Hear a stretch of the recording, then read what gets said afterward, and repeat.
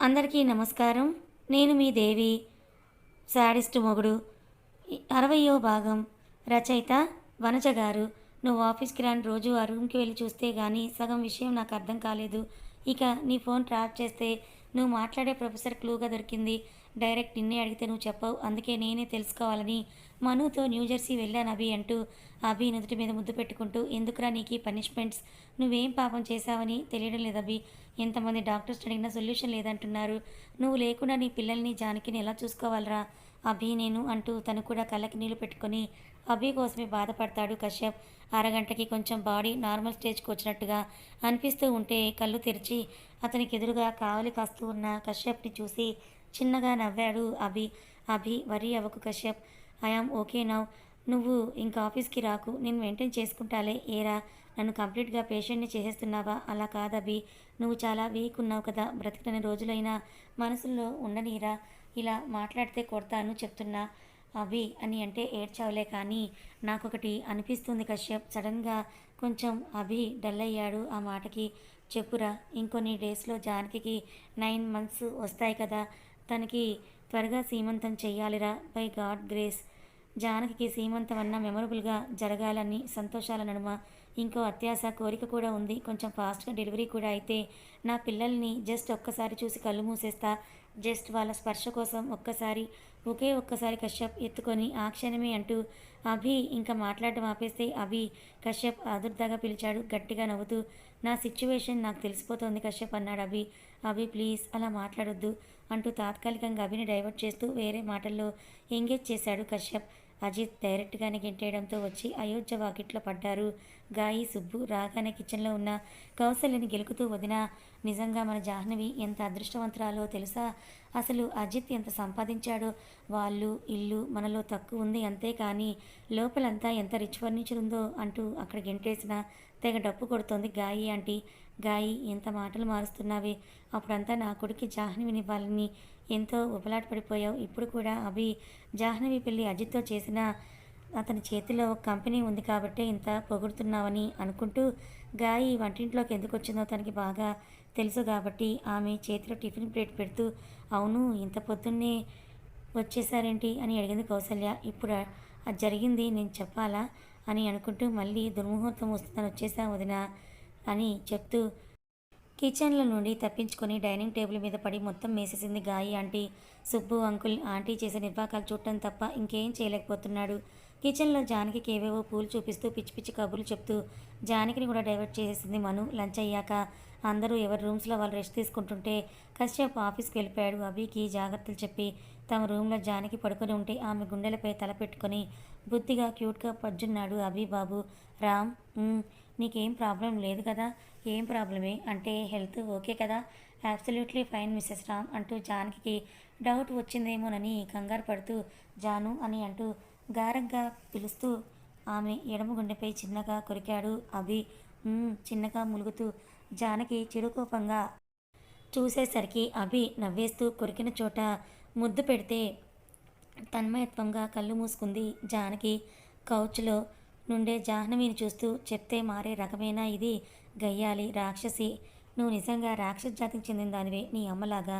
అప్పుడే అయిపోయిందా నీ కోట అనుకోకు, ఇంకా ముందు ముందు చాలా ఉందనుకుంటూ జాహ్నవి మెడిసిన్ చూస్తూ కూర్చున్నాడు అజిత్. అంతలో తనకి ఫోన్ రావడంతో చూపు మరల్చి కాల్ అటెండ్ అయ్యాడు. చాలా ఇంపార్టెంట్ కాల్ అవడంతో ఆ వెనుకే తను అనుకున్న ఫోన్ కాల్ కూడా వచ్చేసరికి అజిత్లో చిన్న హోప్ అటువైపు చెప్పింది విని అజిత్ మనసు కాస్త తేలిక పడింది. కాసేపు బాల్కనీలోనే తిరుగుతూ ఫోన్ని క్యాచ్ పట్టుకుంటూ ఆలోచిస్తున్నాడు. అసలు ఈ అభి ఏం చేస్తున్నాడో అర్థమవుతుందా అని అనుకుంటూ తన పిఏకి కాల్ చేశాడు అజిత్. జాహ్నవికి స్పృహ రావడంతో లేచి చుట్టూ చూస్తూ పైకి లేవడానికి ట్రై చేసింది. కానీ ఆమె నడుము కాళ్ళు అస్సలు సహకరించకపోగా కడుపులో ఆకలి అనే ఫీలింగ్ కలిగి దిక్కులు చూస్తూ ఉంది. కానీ ఈశ్వరి కానీ ఆమెకి కనబడతారేమోనని.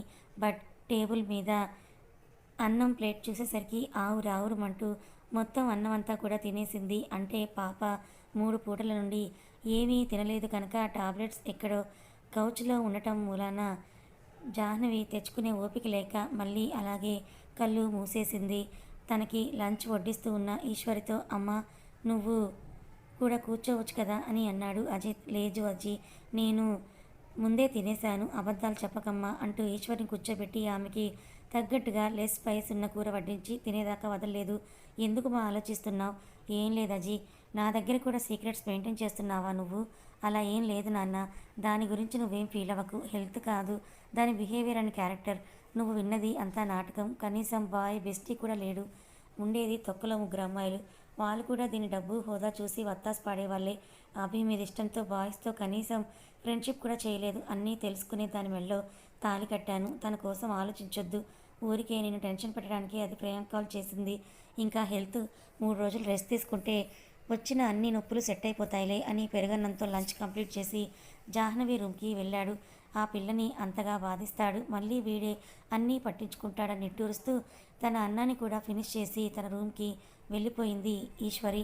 నైట్ మెల్లిగా లేచి మళ్ళీ గోరువెచ్చని నీళ్ళతో స్నానం చేసి నైటీ వేసుకొని ఇంకాస్త బెటర్గా అనిపించాక బాల్కనీలో అలా మెరుస్తూ ఉన్న తారకని చూస్తూ ఉంది జాహ్నవి. చల్లగాలి ఆమెని కాస్త ప్రశాంతంగా మార్చింది. కానీ తనే తీసేసిన తన మెడలో తాలిబొట్టు లేని ఆమె మెడని వెక్కిరిస్తూ ఉంటే తెలియని అసహనం ఆమెలో. రూమ్లో అలికిడికి లోపలికి వచ్చి చూస్తే అజిత్ టిప్టాప్గా రెడీ అయి చేతికి మల్లెదండ చుట్టుకొని ముఖ్యంగా కా బెడ్ మీద పడేసి హల్వా తింటూ ఉన్నాడు. అదంతా చూడగానే జాహ్నవి కోపం పీక్స్కి చేరి శక్తి కూడ తీసుకొని అరుస్తూ, ఏయ్ తగ్గు, నేను నీకు ఇచ్చిన మనీ ఇచ్చి సుఖం పొందడానికే వచ్చాను. నువ్వు అరవకుండా రెడీ అయ్యి బెడ్ మీదకి రా. అసలే మనం చేసేది సంసారం కాదని సర్టిఫై చేశావు కదా అని అజిత్ అనగానే మూగగా మారిపోయింది జాహ్నవి. ఏయ్ త్వరగా కానించు, నువ్వు లేట్ చేస్తే టైం లెక్కన మనీ పే చేసే నాకు మనీ లాస్ అంటూ మల్లెపూల వాసన చూస్తూ అన్నాడు అజిత్. బాధ కోపం కలగలిపి పొంగుకొస్తుంటే మొండికి అలాగే వచ్చి బెడ్ మీద పడుకుంది జాహ్నవి. దీనికి సన్నగా పట్టలేదు కొవ్వు అనుకుంటూ, ఏయ్ ఏంటి ఈ నైటీలో వచ్చి పడుకునేందుకు అంత డబ్బులు తగలయ్యాలా?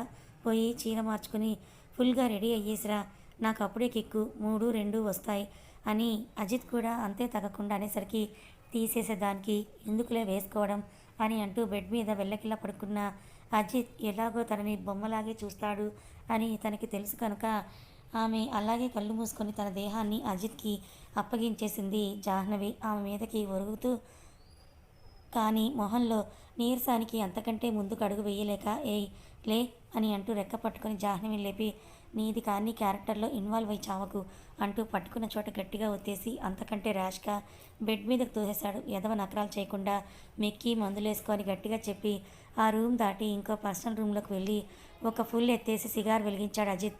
రామ్, హా లెగు, అబ్బా పడుకోనివే కాసేపు, ఇంకేంటి పడుకునిచ్చేది? టైం చూసా ఒకసారి 9 దాటింది. సో వాట్, ఇంకో గంట ఉంటే 10 అవుతుంది. చిరాగ్గా ఉంది, స్నానం చెయ్యాలి. చెయ్యి, ఎవరొద్దన్నారు? అది కాదు.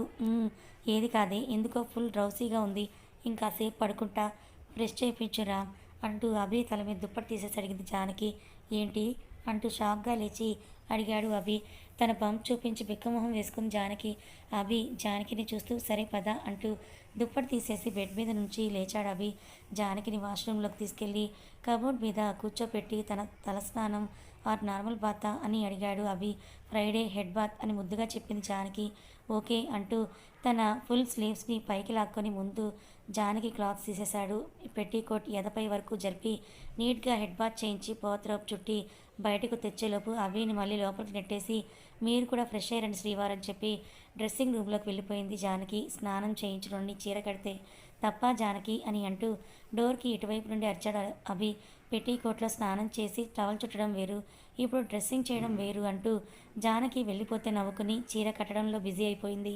అభి కూడా నవ్వుకొని టవల్తో బయటికి వచ్చాడు. అతనికి ఫార్మల్స్ అందించి జానకి కూడా సింపుల్గా రెడీ అయ్యి కిందకు వెళ్ళేసరికి కౌసల్య వడ్డిస్తూ ఉంటే టిఫిన్ తింటూ ఉన్నారు మను కశ్యప్లు.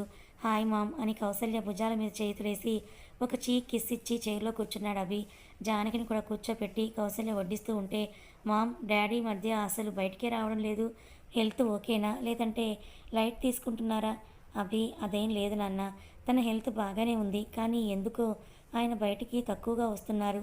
అడిగితే బిజినెస్ నువ్వు మను కశ్యప్ చూసుకుంటున్నారు కదా, ఆయనకి ఇంకా రెస్ట్ కావాలని చెప్పారు అని కౌసల్య అనగానే ఓకే మామ్, రెస్ట్ తీసుకోమను and at the same time health గురించి కూడా చూసుకోమను, పీస్ఫుల్గా కూడా ఉండమను అని చెప్పి తినేసి సూట్ తగిలించుకుని ఆఫీస్కి బయలుదేరాడు అభి. 5 నిమిషాల గ్యాప్లో కశ్యప్ కూడా ఆఫీస్కి బయలుదేరేసరికి అత్తా కోడళ్ళు విత్ మను యాజ్ యూజువల్ టాక్స్లో మునిగిపోయారు. కశ్యప్ తన క్యాబిన్లో వర్క్ చేసుకుంటూ ఉన్నాడు. తన దగ్గరికి వచ్చిన చెక్స్లో అభి సైన్స్ కావాల్సి ఉండడంతో సీఈఓ ఛాంబర్కి వెళ్ళాడు.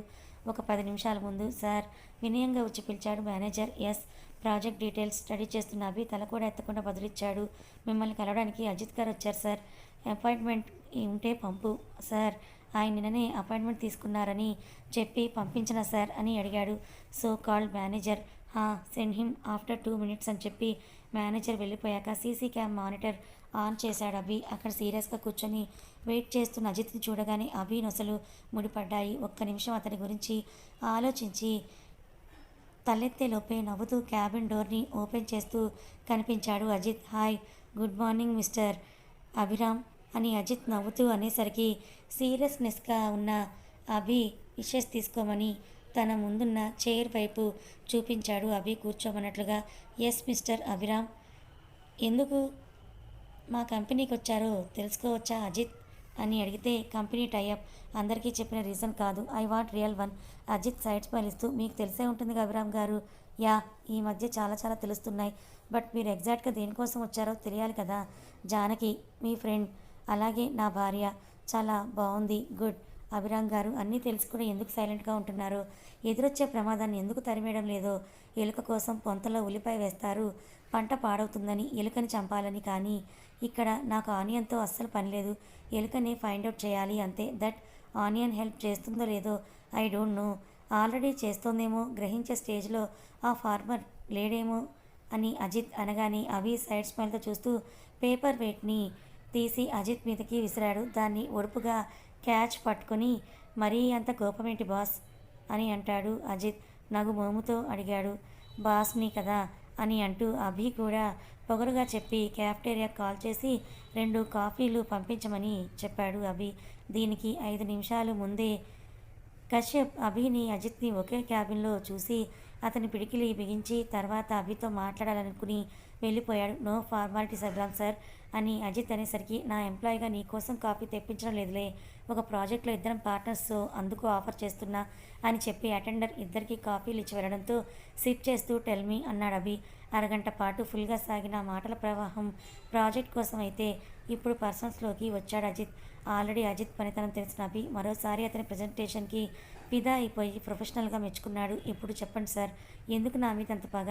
నాకు రావాల్సిన సింగపూర్ డీల్ వెరీ లెస్ అమౌంట్కే కోట్ చేసి ప్రాజెక్ట్ కొట్టేశారుగా, అలాగే సింగపూర్ ట్రిప్ కూడా అంటూ అజిత్ ముందుకు చేతులు పెట్టి అడిగేసరికి ఏం చేద్దాం, నేను జస్ట్ యాక్ట్ చేస్తే ఒక గాడిద ఓవర్ యాక్షన్ చేసింది, దాన్ని తనడానికే లాస్ అయినా ఆ డీల్ నేనే ఓకే చేసుకున్నా. మోరెవర్ నా వైఫ్తో కొన్ని డేస్ ఎంజాయ్ చేసొచ్చా. వైఫ్ కాదేమో బాస్, మీ పిఏ అనుకుంటా నవ్వాపుకుంటూ అడిగాడు అజిత్ అభిని. అభి టేబుల్ మీదున్న మందటి ఫైల్ ఎగురుకుంటూ వచ్చి అజిత్ ముక్కు మీద ముద్దు పెట్టుకుంది.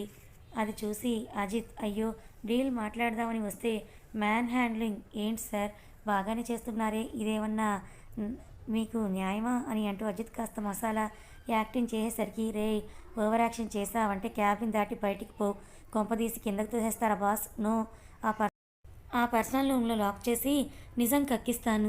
ఏ నిజం సార్ అమాయకంగా అడిగాడు అభి. రే పిచ్చి లేపొద్దు, ఆల్రెడీ మీకు కాస్తుంది కదా, అందుకే బంగారం లాంటి భార్యని దూరం చేసుకున్నారు. నా అండ్ జానకి విషయంలో ఇంకోసారి వేలు పెడితే చెయ్యి నరికేస్తా, అయితే కాలు పెట్టనా? మూసి ఇంక వచ్చిన పనేంటో చెప్పిచావు. సీరియస్గా మారిపోయాడు అజిత్. తను వచ్చిన విషయం చెప్పాలని. జానకి కేర్ఫుల్ బ్రో, ఒక ఐబ్రో రేస్ చేశాడు అభి. ఇంతకుముందు అన్నీ ఇండైరెక్ట్నే, బట్ ఇప్పుడు డైరెక్ట్గానే అమలు చేస్తున్నారు. జానకితో పాటు బేబీస్ కూడా జాగ్రత్తగా చూసుకో. నువ్వు చూసుకుంటావని నాకు తెలుసు, బట్ నా భయం నాది. అంత లవ్ ఉందా ఫ్రెండ్ మీద? ఎస్. అభి కోపంగా చూసేసరికి నువ్వెలా చూసినా ఎస్నే. ఫ్రెండ్గా, నా వెల్విషర్లాగా, ఒక ఆత్మ బంధువులాగా, ఇంకా చెప్పాలంటే ఒక్కోసారి అమ్మలాగా. మరెందుకురా అంత చెత్తంతా వాగావు? నువ్వు ఒక సన్నని దారం అడ్డుకట్టావు, నేను దాన్ని వరసలు పేర్చి దారాన్ని తాడు చేశాను. సంతోషించాలే కానీ ఇప్పుడైనా చెప్పు, అసలు ఎందుకు ఇలా చేశావు? గాయత్రి అత్త వాళ్ళ కోసమని అయితే చెప్పకు. సి అభిరామ్, నేను నీకు ఏ విషయం కూడా చెప్పలేను. నా నోటికి కొన్ని లిమిట్స్ ఉన్నాయి అని అంటాడు అజిత్. కథ కొనసాగుతుంది. ఎలా ఉంది ట్విస్ట్? అదిరిపోయిందా? అజిత్ అభి ఇద్దరూ కూడా జానకి వెల్విషర్సేనా అంటే జానకి మంచి కోసమే వీళ్ళిద్దరు ఇలా శత్రువులాగా మారిపోయినట్టు నటిస్తున్నారా? మరి వీళ్ళిద్దరు ఇంత మంచి ఫ్రెండ్స్ అయితే ఎందుకు అలా చేశారు? అసలు జానకికి పొంచి ఉన్న ఆ ప్రమాదం ఏంటి? మరో పక్క అభి హెల్త్ కూడా బాలేదు కదా! అసలు వీళ్ళ జీవితాల్లో ఏం జరుగుతుంది? అజిత్ ఏం చేశాడు? ఏం చేయబోతున్నాడు? తెలుసుకోవాలనుకుంటే ఛానల్ని సబ్స్క్రైబ్ చేసుకొని ఫాలో అవ్వండి.